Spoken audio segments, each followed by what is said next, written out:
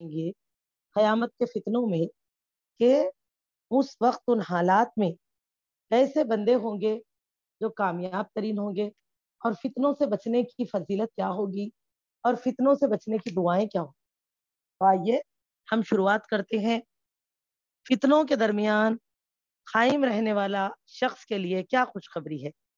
اس حدیث کو مقداد بن اسود رضی اللہ تعالیٰ عنہ نے روایت کی ہے۔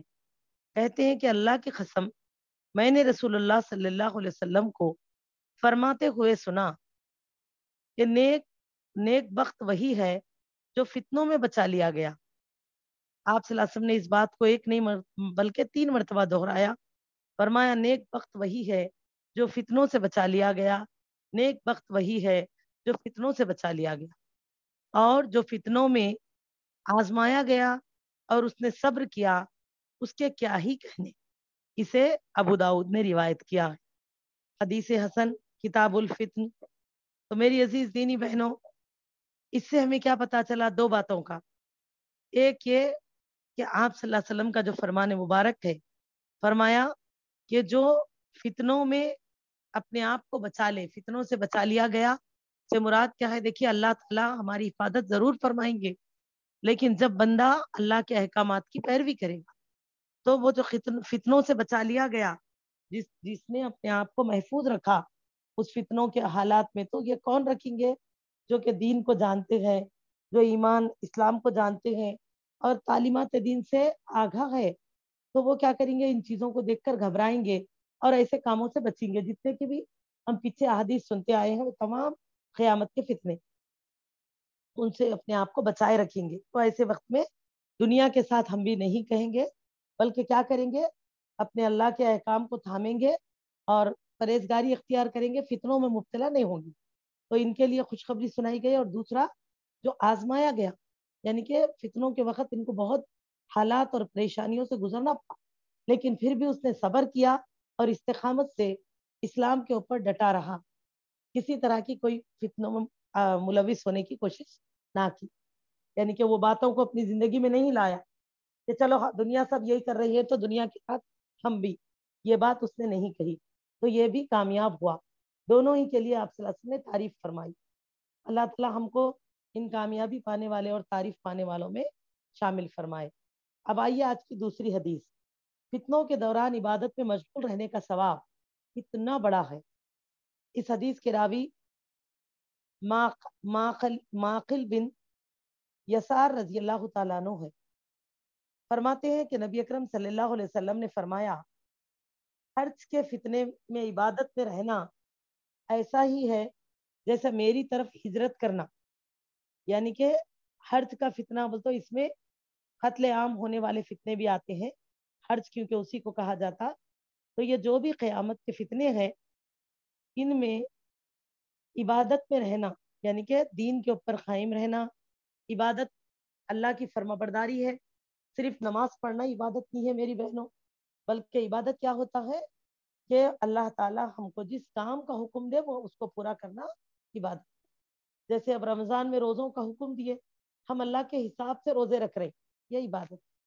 ورنہ تو آپ صلی اللہ علیہ وسلم نے کیا فرمایا کہ تم میں سے کوئی اگر روزہ رکھے، حالانکہ روزہ اتنی اہم عبادت ہے جس میں بندہ اپنا کھانا پینا یعنی اپنی ضروریات زندگی کو ترک کرتا ہے، تو آپ صلی اللہ علیہ وسلم نے کیا فرمایا کہ جس نے رمضان میں روزہ رکھا اور اپنا کھانا پینا تو اللہ کے لیے چھوڑ دیا، لیکن جھوٹ بولنا اور جھوٹ پر عمل کرنا نہ چھوڑا، ایسے روزے دار سے اللہ کو کوئی واسطہ نہیں۔ اللہ اکبر۔ ایسے روزے دار کا نہ کوئی اجر ہے، نہ تو ایسے روزے دار کا روزے کا کوئی ثواب ہے، کیونکہ اللہ کو اس سے واسطہ ہی نہیں ہے، بتایا دیا گیا کہ روزے کی قبولیت ہی نہیں ہے۔ تو اس سے کیا پتا چلا عبادت کس کو کہتے ہیں؟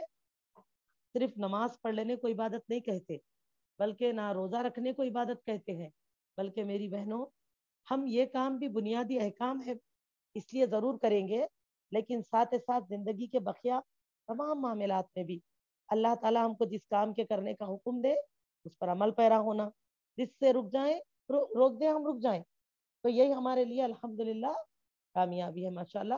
تو یہ بتایا جا رہا، تو ایسا کرنا اس کو کہتے ہیں عبادت میں رہنا، اللہ کی فرما برداری میں رہنا، جس میں فرائض کی بھی پابندی کریں گے۔ تو اس میں بتایا جا رہا وہ میری طرف ہجرت کرنے کے برابر کا ثواب ہے، یعنی کہ مدینے کی طرف ہجرت کرنے کے برابر نیکی ہے۔ اس حدیث کو ترمذی نے روایت کیا ہے۔ ابواب الفتن جلد نمبر 2 حدیث نمبر 1792۔ الحمدللہ میری عزیز دینی بہنوں، الحمدللہ یہ ہے فتنوں میں ثابت قدم رہنے کے ثواب۔ ایسے حالات میں تو اسی لیے اس تعلیمات کو ہم کیوں لے رہے ہیں؟ اس لیے کیونکہ ہم ایسے حالات اگر سامنے ہمارے آئیں اور پیش آئیں تو اپنے آپ کو ان حالات میں ملوث نہ کرے، جتنی بھی تعلیمات ہم نے سنی ہے۔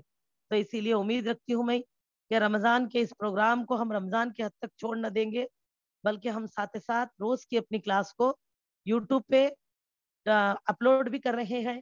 امید ہے آپ سب لوگ اس کو بھی اپنے اپنے یعنی کہ اسٹیٹس پر لگائیں گے، واٹس ایپ کے اپنے رشتہ دار دوست احباب تک اس کو پہنچائیں گے، تاکہ وہ لوگ بھی اس سے بچے اور سمجھیں کہ یہ قیامت کے فتنے ہیں، اور خود بھی اس پر سختی سے عمل پیرا ہوں گے اور ان برائیوں سے بچیں گے انشاءاللہ۔ اب میری عزیزو آئیے آگے دیکھیں گے فتنوں کے دوران کرنا کیا کیا ہے کہ ہم اپنے آپ کو فتنوں سے محفوظ رکھیں۔ تو دیگر سب عبادتوں کے ساتھ جن چیزوں کو اچھی طرح تھامے رہنا ہے، آئیے دیکھتے ہیں۔ وہ ہے نماز، روزہ، صدقہ، دیکھا نفل نماز یعنی کہ 5 وقتہ نمازوں کی پابندی کرنا، اور اشراق چاشت تہجد گزار بننے کی کوشش کریں۔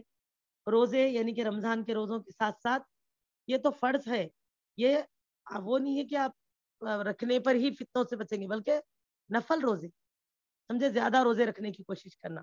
پھر کیا ہے؟ صدقہ دینا، صدقہ خیرات بھی کرنا چاہیے، کیونکہ صدقے سے بلائیں بھی دور ہوتی ہیں۔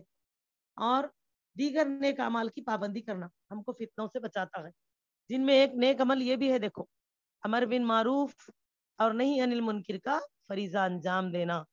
جیسے کہ اس حدیث کے راوی حذیفہ رضی اللہ تعالیٰ عنہ فرماتے ہیں کہ نبی کریم صلی اللہ علیہ وسلم کو میں نے فرماتے ہوئے سنا کہ آدمی کی بیوی، اس کے مال اور اس کی جان اور اس کی اولاد اور اس کے ہمسائے میں فتنہ ہے، یعنی کہ یہ سب آزمائش کی چیزیں ہیں۔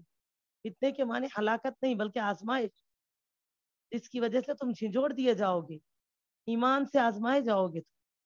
فرمایا کہ جسے نماز، روزہ، صدقہ اور امر بن معروف اور نہیں انل منکر مٹا دیتے۔ سبحان اللہ۔ اس حدیث کو مسلم نے روایت کیا ہے میری عزیز دینی بہنوں۔ تو دیکھا اس سے کیا پتا چلا؟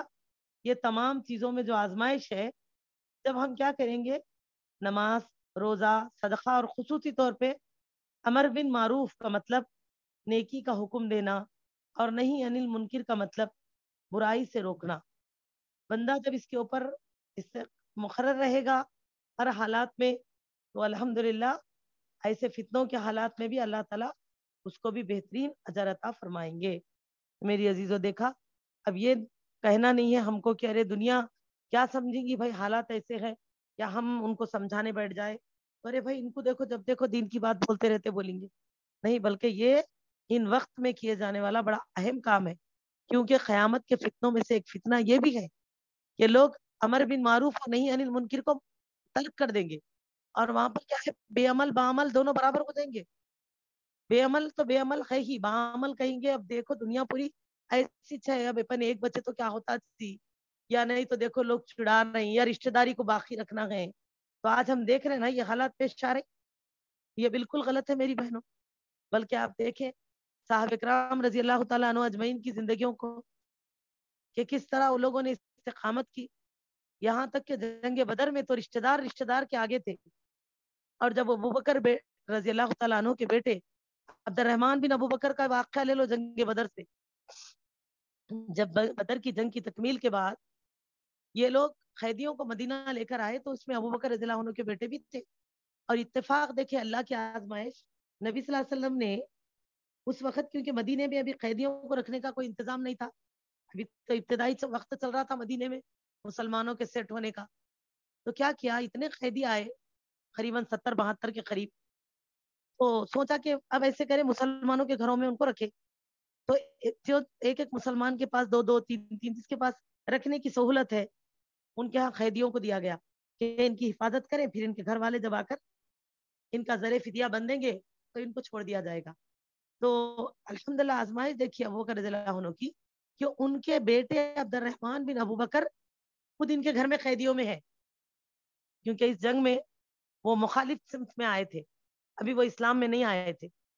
تو میری بہنوں آپ دیکھیے ابو بکر رضی اللہ عنہ جب گھر لے کر آئے بیٹے کو، تو بقیہ تمام قیدیوں کے ساتھ جیسا معاملہ کر رہی ہیں آپ کے ساتھ بھی ویسا ہی معاملہ چل رہا ہے. بیٹے کے ساتھ بھی کھانا بھی وہی کھانا دینا، ویسے ہی ٹائم پہ ان کو بھی ہر چیز کا پابند بنانا، اور ان کو ویسے ہی وہی جگہ پہ سلانا جہاں پر سب قیدی ہے، قیدیوں کے ساتھ ہی رکھے ان کو. بیٹا ہے بلکہ کوئی پارشلٹی نہیں، کوئی الگ سلوک نہیں. تو ایک دن دو دن دیکھنے کے بعد بیٹے کا دل ذرا سا بھڑک اٹھا. تو بیٹے نے پوچھا ابا جان، حالانکہ آپ میرے بابا ہے اور آپ میرے ساتھ عام قیدیوں جیسا سلوک کر رہے ہیں، جبکہ آپ جانتے نہیں. اور سے سنو میری بہنوں کیا بول رہے ہیں بیٹے، جبکہ آپ جانتے نہیں جنگ بدر میں، میدان بدر میں آپ 2 مرتبہ میرے تلوار کے سائے میں آئے، اور میں نے بس اس لیے روک لیا کہ آپ میرے بابا ہیں. یعنی کہ دیگر لوگوں پہ تو میں نے حملہ کیا، لیکن آپ کے اوپر حملہ کیوں نہیں کیا؟ کیونکہ آپ کے والد ہونے کا میں احترام کرا. تو میری بہنوں سنیے غور سے، ابو بکر صدیق رضی اللہ عنہ کیا بول رہے ہیں. سبحان اللہ، ان کو ایسے ہی صدیق اکبر نہیں کہا گیا، خلیفہ اول نہیں چنا گیا. کیا بول رہے ہیں آپ کہ بیٹا جو چانس اللہ آپ کو 2 مرتبہ دیے، اگر مجھے ایک بار بھی دیتے تو میں اس کو مس نہیں کرتی. میں نہیں سوچتا کہ آپ میرے بیٹے ہیں، کیونکہ آپ باطل کی سرپرستی میں آئے ہیں. یہ ہے ایمان میری بہنوں، یاد رکھو اسے بولتے ایمان. ایمان اس کو نہیں بولتے کہ ہم کیا بول رہے ہیں، نہیں ماں جان دو، بچوں کی خوشی ہے نا. آج کل لوگوں کا ایسا ہی ہو گیا، بولتے وقت سب چیزیں بول دیتے، بیان میں بولتے نہیں بھائی کے بچے کی شادی ہے. تو پھر ایسا ہر کوئی مجبور ہو جائے گا تو عمل کون کریں گے؟ اسی لیے دیکھو آج نہ منجر مٹ رہی، نہ سانچک، نہ مہندی، نہ جماگی کے پریاں، نہ برتھ ڈے کی دعوت، نہ میرج اینیورسری. یہ گناہوں کی ترقی کی وجہ کیا ہو رہی؟ حالانکہ اسلام تعلیم اتنی بڑی بھی ہے میری بہنوں، گھر گھر پڑھایا جا رہا. آن لائن آف لائن تو اتنا پڑھ رہے لوگ، پڑھ رہے ہم کو یہ معلوم، ہم لفظی ترجمہ پڑھ رہی، ہم سیرت کی روشنی میں قرآن پڑھ رہی. اچھا سیرت کی روشنی میں قرآن تو پڑھ رہی، لیکن شادی کی سالگرہ کرنا نہیں چھوڑے. سیرت کی روشنی کی میں قرآن پڑھ رہی، لیکن بھائی کے بیٹے کی ختنہ کے پھول میں جا رہی. کیا یہی پڑھایا گیا آپ کو استاذوں نے؟ یاد رکھو علم کی دلیل پر جنت نہیں ہے میری بہنوں. اللہ الفاظ کی زیادتی ہو تو معاف فرما دے.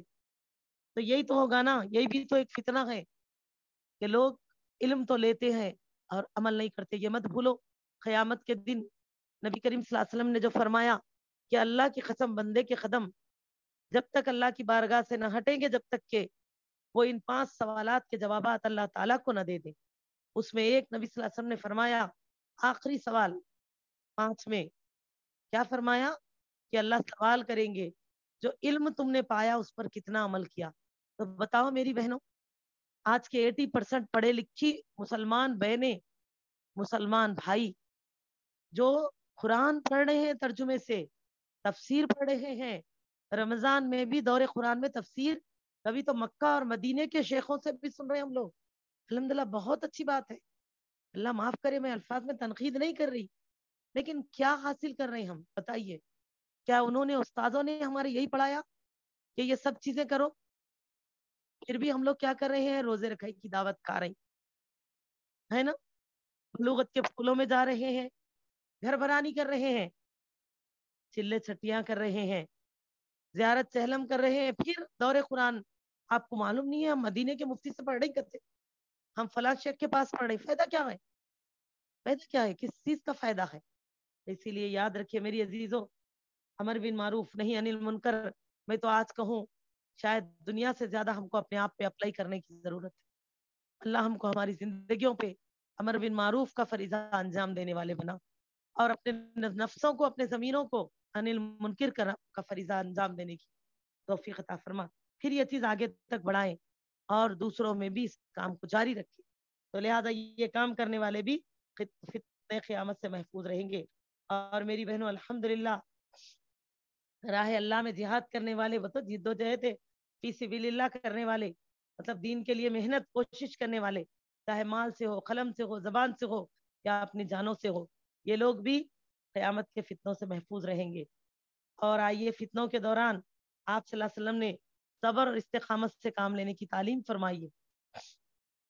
جیسے کہ ہم پیچھے احادیث میں سن چکے ہیں کہ آپ صلی اللہ علیہ وسلم نے فرمایا وہ وقت وہ ہوگا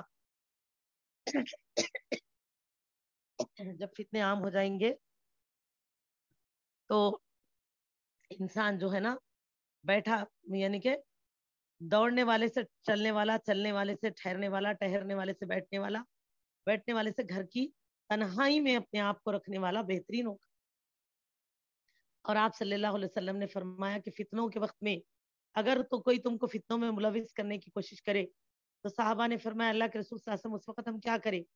فرمایا اس وقت وہ طریقہ اختیار کرو جو ابن آدم نے کیا۔ ابن آدم نے بولے تو آدم علیہ السلام کے بیٹے حابل نے، جسے اس کے بھائی قابل نے اکسایا یہ قتل کرے، جنگ میرے ساتھ لڑے بول کے، تو قابل نے کیا جواب دیا؟ میرے بھائی آپ جو زیادتی کرنا چاہتے ہیں کر لیجئے، لیکن میرا معاملہ جو ہے وہ اللہ تعالیٰ کی طرف ہے، میں آپ کے ساتھ جہالت نہیں کروں گا۔ اس طرح کہتے ہوئے انہوں نے اپنے آپ کو برائی سے بچا لیا، تو قابل قاتل بنا، حابل مقتول ہو گئے بیچارے، لیکن اللہ نے ان کا اجر تو ان کو عطا کیا نا۔ تو اسی لیے کیا بتایا جا رہا، لوگوں کے ساتھ برابری پہ نہ اتر آئے برائی اور جہالت میں بھی، یہ چیز سے بھی پرہیز کرنا ہے ماشاءاللہ۔ تو میری عزیز دینی بہنوں، ان تمام چیزوں کے ساتھ ساتھ فتنوں کے معاملے میں، فتنوں کے اوقات میں لوگ خود حالات، اللہ تعالیٰ نبی صلی اللہ علیہ وسلم اپنے اچھے امتیوں کی پہچان بتا رہے ہیں۔ دیکھیے فتنوں کے دوران لوگ اپنا دین اور ایمان بچانے کے لیے اپنا مال و متا لے کر پہاڑوں اور جنگلوں میں زندگی بسر کرنے کے لیے چلے جائیں گے، کیونکہ نبی صلی اللہ علیہ وسلم کی نصیحت تھے۔ ابو سعید خدری رضی اللہ تعالیٰ عنہ کہتے ہیں کہ رسول اللہ صلی اللہ علیہ وسلم نے فرمایا بہت جلد ایسا وقت آنے والا جب مسلمان کا بہترین مال اس کی بکریاں ہوگی، کیونکہ بکریوں کا پالنا بھی برکت، بکریوں کا گھر میں رہنا برکت۔ بکریاں ہر نبی کی شان ہے کہ انہوں نے بکریاں چرائی ہے، بکریوں کی خدمت کی ہے۔ تو میری بہنوں بکری کے پالنے سے گھر میں برکت آتی ہے۔ یاد رکھو کتا نہیں پالنا چاہیے، لوگ آج کتے پال رہے ہیں، بکریاں نہیں پالتے۔ بکری پالیے گھر میں، مرغ پالیے گھر میں، لیکن آج شوق کتوں کا ہو گیا۔ جی جی جی اللہ بچائے۔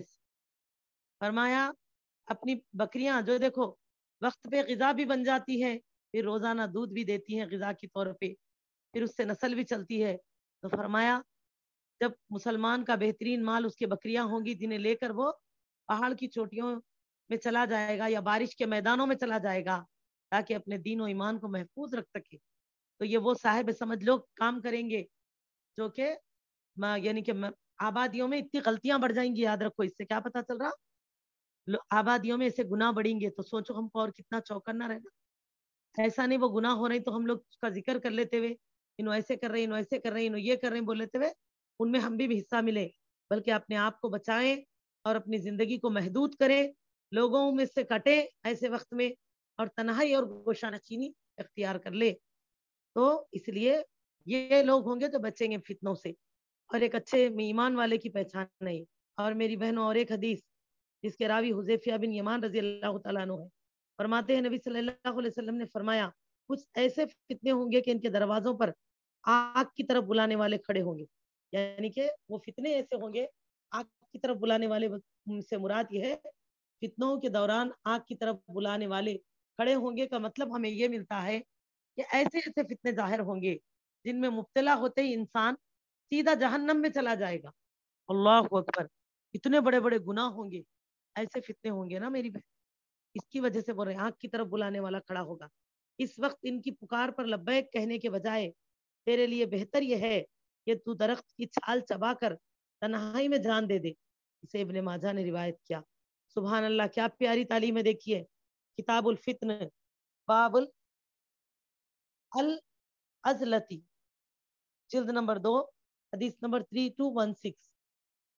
میری بہنوں آپ صلی اللہ علیہ وسلم کیا فرماتے ہیں کہ ویسے حالات اگر پیش آ جائیں تو ان کے بلانے پر لبیک مت کہنا، بلکہ ان کے طرف جانا مت، بجائے اس کے اگر زندگی اتنی مشکل ہو جائے کہ اگر تم ان کا ساتھ نہیں دو گے اور ان کے ساتھ نہیں جاؤ گے تو تمہارے لیے یعنی کہ جینا کھانا پینا مشکل ہو گیا تو پرواہ نہیں ہے، درختوں کی چھال چبا کے اس کا رس چوس لو اور بھوکے رہو، پرواہ نہیں ہے، لیکن ان میں مبتلا نہ ہو۔ اللہ اکبر، اس طرح ہم کو اپنے ایمان کو سنبھالنے کی تعلیم دی گئی میری بہنوں۔ آخری حدیث، آئیے، کسی گناہ یا فتنے کو دل سے برا جاننا بھی معافی کی امید دلاتا ہے۔ حضرت ہر عرس رضی اللہ تعالیٰ عنہ سے روایت ہے، عین سے ہے، دیکھیے عرس، اور آپ حدیث میں دیکھیں گے تو کہا جائے گا ارسی رضی اللہ عنہ سے روایت ہے کہ نبی اکرم صلی اللہ علیہ وسلم نے فرمایا جب زمین میں کوئی گناہ کیا جاتا ہے اس وقت جو شخص وہاں موجود ہو اور اس گناہ کو ناپسند کرے تو وہ ایسا ہی ہے جیسا اس نے گناہ کو نہیں دیکھا، سمجھ کے پسند نہیں کرے، وہ جگہ پہ ہے موجود ہے، بولو ٹھہر کے اس میں حصہ لیتے ہوئے اللہ کیا غلط کر رہی، یہ نہیں بولنا ہے، بلکہ وہاں اگر قریب قریب ہے تو اس کو برا سمجھ کے دور رہنا اس سے۔ جو شخص وہاں موجود نہیں تھا لیکن اس گناہ سے راضی ہوا تو وہ ایسا ہے جیسے اس نے خود گناہ کیا۔ اللہ اکبر۔ ابو داؤد کی حدیث ہمیں کیا پیاری نصیحت دیتی ہے، دیکھیے کتاب الملاحم جلد نمبر 3 حدیث نمبر 3651 کیا بتایا جا رہا ہے یہاں پر، اگر کوئی ایک شخص ہے جو گناہ ہو رہا وہاں قریب قریب ہے اس کے، لیکن وہ اس سے کتراتا ہے، دل میں اس کو برا سمجھتا ہے، اس میں حصہ نہیں لیتا، تو یہ ایسا ہے جس نے گناہ کیوں دیکھا بھی نہیں۔ لیکن ایک شخص ایسا ہے جو دور بیٹھا کہتا ہے کہ ارے تو کیا غلط کرے تھی، سب لوگ ایسی چھے، تو یہ ایسا ہے جیسے گناہ کیا۔ اللہ اکبر۔ تو اس سے یاد رکھیے انما الاعمال بالنیات، اعمال کا دار و مدار نیت پہ ہے میری بہنوں۔ تو نیت صرف روزے کے لیے، نماز کے لیے یا دیگر عبادتوں کے لیے نہیں ہے، بلکہ اچھائی اور برائی کے لیے بھی انسان کی نیت دیکھی جائے گی کہ دل میں اس نے نیت میں کیا کیا۔ اب کوئی انسان ایسے ہے جو برائی چھوڑ رہی مسلمان لیکن دل میں کڑکڑ کر رہی، اب اگر کوئی پوچھ رہا ہے اچھا بہن آپ بھی چھوڑ دیے شادی کی سالگرہ کرنا، تو کیسے بول رہے ہیں، دیکھیے معاذ اللہ میرے الفاظ کو گرا نہ لے، ایسے بولتے جیسا دل پہ پتھر رکھ لیے ہوئے ہے کیا، انہوں بولتے ہاؤ جی اب کیا کرنا، غلط ہے بلکہ بول رہے نا پورے لوگ، اب میں بھی اجتماعوں میں جا رہی ہوں، میں بھی پڑھ رہی ہوں لکھ رہی ہوں سب سن رہی ہوں، اب عمل کرے تو لو ساتھ والے بھی کیا بولیں گے، بولو، تو مطلب اس کا دنیا کو ڈر کے چھوڑ رہی، سمجھے، دل سے نہیں چھوڑ رہی۔ آپ اگر آپ یہ بولتے کہ الحمدللہ اللہ کا شکر ہے میں چھوڑ چکی ہوں گناہ کو کیونکہ میرے کو علم نہیں تھا، میری بہن اللہ میرے کو کوئی موت نہیں دیے وہ حالات میں، اس کا میں شکر ادا کرتی ہوں، معلوم نہیں تھے تک میں یہ سب غلطیاں کر رہی تھی، لیکن آج اللہ کی رحمت علم کی روشنی نے مجھے رہنمائی دے دی تو میں یہ سب چیزوں کو ترک کر چکی ہوں۔ دیکھو میری بہنوں یہ دنیا ہے جو کہتی ہے کہ 100 چوبے کھا کے بلی حج کو گئی، اللہ بول رہی کہ تم حج کو تو آ گئے تو میں تمہارے گناہوں کو معاف کر دوں گا۔ یاد رکھو دنیا کی سنو گے کہ اللہ کی نا، تو اسی لیے کل تک بھی جو ہوا اس کو چھوڑ دو اور توبہ کر لو میری عزیزوں۔ آج ہم ایسے حالات میں جی رہے ہیں جو فتنوں کے ساتھ گزر رہے ہیں، تو ایسے وقت میں ہم کو یہ جتنی باتیں بتائی گئی نا عمل پیرا ہوتے ہوئے آگے بڑھنا ہے، تو دل سے احساس کرو، اسی لیے برائی چھوڑ کے دل میں ملال مت رکھو کہ آپ سننے سے پڑھنے سے چھوڑنا پڑا، اور جی چل رہا بول رہے نا ایسا نہیں کرنا کہتے نا لوگ ایسا بےزادگی ایسی زبان آواز آ رہی، دیکھو یہاں پر کیا بولے نہیں کرنا کہتے نا، تو ایسا دکھ رہا دل سے اندر سے کرنے کی تڑپ ہے لیکن مجبوری کو چھوڑ لے کے بیٹھے ہوئے۔ اللہ اکبر، ایسا نہ ہو۔ اب آئیے میری بہنوں ایسے وقت میں کی جانے والی ایک دو دعائیں میں آپ کے گوشے گزار کر کے آج کا اپنا بیان تکمیل کر دوں انشاءاللہ، ٹھیک ہے؟ چلیے الحمدللہ پہلی دعا جو ایک بار ہم پڑھ بھی چکے ہیں پھر بھی آئیے دوبارہ پڑھ لیجیے۔ عائشہ رضی اللہ تعالیٰ عنہ فرماتی ہے امت کی ماں رسول اللہ صلی اللہ علیہ وسلم نماز میں درود ابراہیم کے پڑھنے کے بعد یہ دعا کرتے تھے، کیا ہے یہ دعا، اللہم انی اعوذ بک من عذاب القبر، اے اللہ بے شک میں آپ کی پناہ میں آتی ہوں عذاب قبر سے، واعوذ بک من فتنۃ المسیح الدجال، اور آپ کی پناہ میں آتی ہوں مسیح دجال کے فتنے سے، واعوذ بک من فتنۃ المحیا وممات، اور میں آپ کی پناہ میں آتی ہوں زندگی اور موت کے فتنے سے، اللہم اے اللہ انی بے شک میں اعوذ بکا آپ کی پناہ میں آتی ہوں من المعاصم والمغرم فتنوں سے، گناہ اور قرض سے، اس سے گناہ اور قرض سے بھی، قرض بھی ایک بہت بڑا فتنہ ہے میری بہنوں اور گناہ بھی بہت بڑا فتنہ، تو یہ دونوں الفاظ کی زیادتی بھی ہمیں صحیح بخاری اور مسلم کی حدیث سے ملتی ہے، متفق علیہ الحمدللہ، صحیح بخاری مسلم رقم الحدیث 345، تو یہ دو آپ کو جو الفاظ کی زیادتی ملی اس کو یاد کر لیجیے، یہ بہت اچھی بات ہے کیونکہ اور ایک حدیث سے ہم حسن المسلم میں کیا پڑھتے ہیں؟ اللہم انی اعوذ بک من عذاب القبر، من عذاب جہنم، من فتنۃ المحیا و ممات، من فتنۃ المسیح دجال، اتنا ہی پڑھتے. وہ بھی صحیح ہے، وہ حدیث بھی صحیح ہے. سمجھ سوچو باجی. اچھا وہ حدیث میں تو یہ دو لفظ نہیں ہے، یہ دو جو زیادہ ہے، یہ حدیث بھی صحیح ہے، دونوں بھی صحیح ہے، حسن ہے دونوں بھی. اس میں دو لفظوں کی زیادتی ہے تو اس کو بھی آپ یاد کر لو اور اچھا ہے. لیکن اگر کوئی اتنا ہی پڑھے تو وہ بھی اور اچھا ہے. ٹھیک ہے نا؟ ماشاء اللہ. تو ہم کو اور بھی فتنوں سے بچنا ہے تو اس دو لفظوں کو بھی زیادتی کر لیجئے، من المعصمی مغرمی. ٹھیک ہے جی. اب دیکھیے دنیا کے فتنوں سے پناہ کی اور ایک دعا ہے. اس حدیث کے راوی ہے سعد رضی اللہ تعالیٰ عنہ، جو کہتے ہیں میں نے اپنے باپ سے روایت کرتے ہوئے سنا ہے کہ وہ ہمیں 5 باتیں سکھاتے تھے. یعنی کہ ان کے بابا سعد رضی اللہ تعالیٰ عنہ کے بابا اپنے بیٹے کو بتا رہے ہیں کہ نبی صلی اللہ علیہ وسلم ہم کو 5 باتیں سکھاتے تھے اور کہتے تھے رسول اللہ صلی اللہ علیہ وسلم ان الفاظ کے ساتھ دعا فرمایا کرتے تھے. یعنی کہ آپ صلی اللہ علیہ وسلم کی اتنی باتیں کیسے صحابہ دیکھے ذہن نشین کر کے رکھے. اس لیے وہ لوگ ہر طرح کے فتنوں سے، برائیوں سے، گناہوں سے بچے میری بہنوں، کیونکہ ان کی زندگی مشغول ہوتی تھی دین میں، اور ان کی تعلیم ان کی زندگی کا پہچان ہوتی تھی. تو اللہ ہم کو بھی ویسے ہی تعلیم لینے والے بنا. سب سے پہلے تو بولنے والوں کو اللہ، پھر سننے والوں کو عمل کی توفیق دے. یہ دعا یہ ہے دیکھیے جو آپ نے کی. آپ بتا رہے ہیں ہمارے بابا نے ہم کو یہ چیزوں کی تعلیم دی، اس کے ساتھ ہمارے لیے فرماتے کہ اس دعا کا بھی اہتمام کرو کیونکہ آپ صلی اللہ علیہ وسلم نے یہ دعا فرمائی ہے. آئیے وہ دعا آپ لوگ بھی سن لیجئے، پھر میں حدیث نمبر نوٹ کرواؤں گی. اللہم انی اعوذ بک، اے اللہ تعالی میں آپ کی پناہ میں آتی ہوں یا آتا ہوں، دونوں بھی. ٹھیک ہے؟ کس چیز سے؟ فرمایا من البخلی، بخیلی سے. واعوذ بک، میں یعنی کہ بخیلی یعنی کہ کیا بتاتے، کنجوسی. اعوذ بک، اور میں پناہ میں آتی ہوں آپ کی، من الجبنی، اور کس سے؟ نامرادی سے.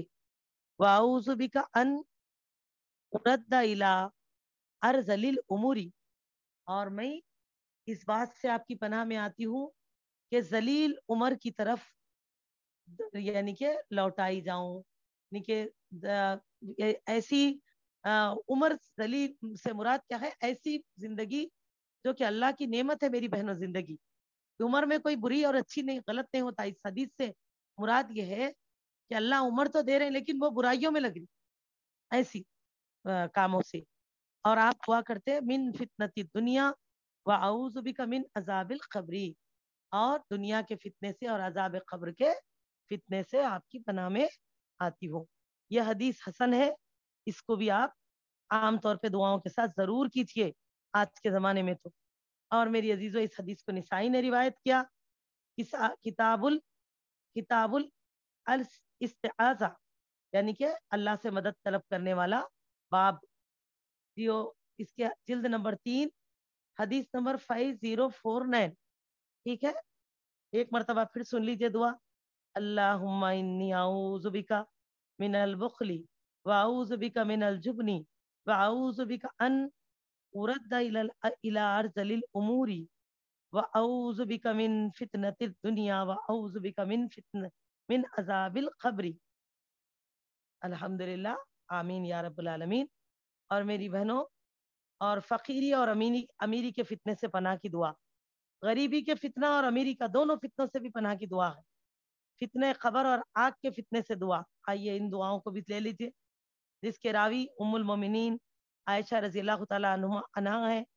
فرماتی ہیں امت کی ماں کہ کان رسول اللہ صلی اللہ علیہ وسلم، کہ آپ صلی اللہ علیہ وسلم اکثر یہ دعا کرتے تھے، بڑی کثرت سے اس دعا کا اہتمام کرتے تھے.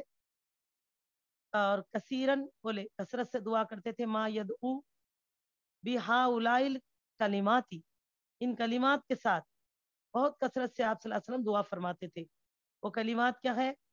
اللہم انی اعوذ بک من فتنۃ النار وعذاب القبر. یا اللہ میں اپنے آپ کو پناہ میں دیتا ہوں آپ کے آگ کے فتنے سے اور عذاب آگ کے فتنے سے، اور فرمایا فتنۃ الخبری، اور خبر کے فتنے سے، وہ عذاب الخبری، اور عذاب خبر کے فتنے سے، وہ شر فتنۃ المسیح الدجال، اور مسیح دجال کے شر کے فتنے سے، وہ شر فتنۃ الفقری، وہ شر فتنۃ الغنا، اور اس بات کے فتنے سے میں تیری پناہ مانگتا ہوں کہ فقر کی وجہ سے شر میں پڑوں، یا فتنہ یعنی کہ مالداری، غنات مطلب دولت مندی کے شر کے فتنے سے بھی میں تیری پناہ مانگتا ہوں، یعنی کہ کوئی بھی چیز میرے لیے شر نہ بنے، نہ غریبی شر بنے، نہ مالداری شر بنے، دونوں ہی فتنوں سے میں آپ کو اپنے آپ کو آپ کی پناہ میں دیتا ہوں۔ اس حدیث کو نسائی نے روایت کیا ہے، الحمدللہ۔ تو میری عزیز دینی بہنوں، آئیے ماشاءاللہ بارک اللہ، اب ہم اس کے ساتھ ہی آج کی اپنی کلاس کو تکمیل کریں گے انشاءاللہ۔ قریب قریب ہم اپنے یعنی کہ کچھ ایک ایسی نشانیاں سننے کے بعد انشاءاللہ آنے والے 2 دنوں میں ہم جب لیلۃ القدر میں داخل ہو جائیں گے، آج اللہ کے فضل و کرم سے الحمدللہ 18واں روزہ ہے میری بہنوں اور عزیز بیٹیوں، عزیز سامعین، اللہ اجر عظیم دے آپ سب کو بھی، کہ ان 18 دنوں میں ہمارا آپ کا جرنی، ہمارا آپ کا یہ سلسلہ لگاتار برقرار رہا۔ اللہ قبول کرے کہ آپ لوگوں نے بھی باوجود اپنی انفرادی عبادتیں اور مشغولیتوں کے اپنا قیمتی وقت نکالا ہے ذکر اللہ کے لیے، الحمدللہ۔ اسی لیے ہم نے کوشش کی کہ کچھ ایسی چیز سنیں، دین کا وہ حصہ سنیں جو کہ بیشتر اوقات ہم یعنی کہ اس کی طرف توجہ نہیں دیتے۔ اسی لیے ہم نے اس سال ابواب الفتن کو سنا ہے، تاکہ ہم جانیں بعد رمضان کے ان تمام چیزوں پہ سختی سے عمل کرے۔ تو میری عزیزوں، بس اسی امید اور یقین کے ساتھ اللہ سے دعا گو ہے اللہ ہم سب کو عمل کی توفیق دے دے، اور ہمارے اس کوشش کو، اس یعنی کہ پروگرام کو اللہ قبول فرمائے ماشاء اور الحمدللہ جتنے مستفید ہوئے ہیں سوالات سے بھی اللہ ان کو عمل کی توفیق دے۔ تو چلیے کوئی نہیں، اور آگے 19واں روزہ ہے، کل والا ایک روزہ ہمارے لیے باقی ہے انشاءاللہ، اور اس کے بعد 20واں روزہ جو پرسوں کے دن کا روزہ ہوگا، اس میں ہم صبح کا پروگرام کریں گے ہی نہیں، سمجھ گئے آپ لوگ؟ 20 کے دن کیا رہیں گا؟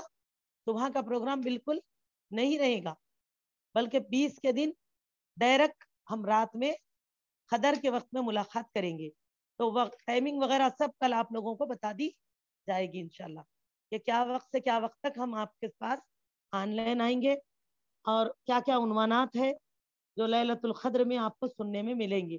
تو آپ لوگ اپنی دیگر انفرادی عبادتوں کے ساتھ ساتھ یہ مختصر سی اجتماعی عبادت میں جڑتے ہوئے پوری رات کو انشاءاللہ بھرپور عبادتوں کے ساتھ گزاریں، اور ہر رات ایک اجتماعی دعا ہم ضرور رکھیں گے انشاءاللہ، ٹھیک ہے؟ تاکہ اللہ ہمارے تمام کی عبادتوں دعاؤں کو قبول کرے، اور ہم سب کو لیلۃ القدر بھی عطا فرما دے رب العالمین۔